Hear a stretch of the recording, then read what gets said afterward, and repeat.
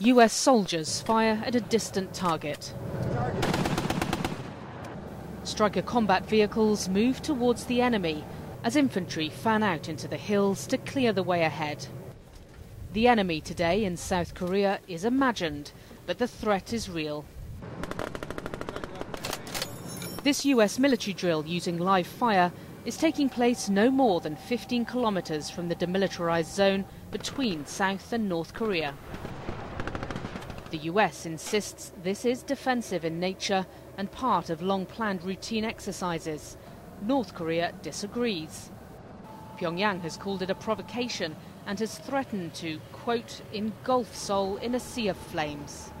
While some would call it, or could make the argument that yes, it's a provocation, you could just as reasonably argue that it is in fact an act of deterrence, but also a show of the partnership that is enjoyed between the Republic of Korea and the United States.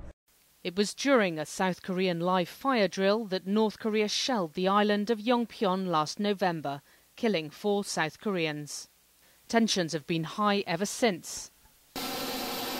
Within these annual drills, the US and South Korean militaries also prepare for unconventional attacks: chemical, biological and nuclear. The North Koreans have threatened to use weapons of mass destruction. These exercises help us to deter based upon our readiness, and if deterrence fails, to help to prevail in any kind of threat environment.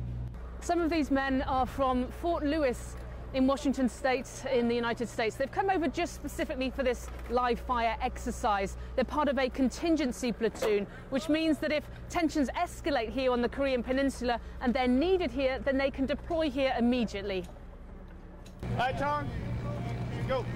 And while the US military says these kinds of drills prepare soldiers for any conflict in the world, training in this specific terrain can only help if they're ever called upon. Paula Hancock's CNN, Pocheon, South Korea.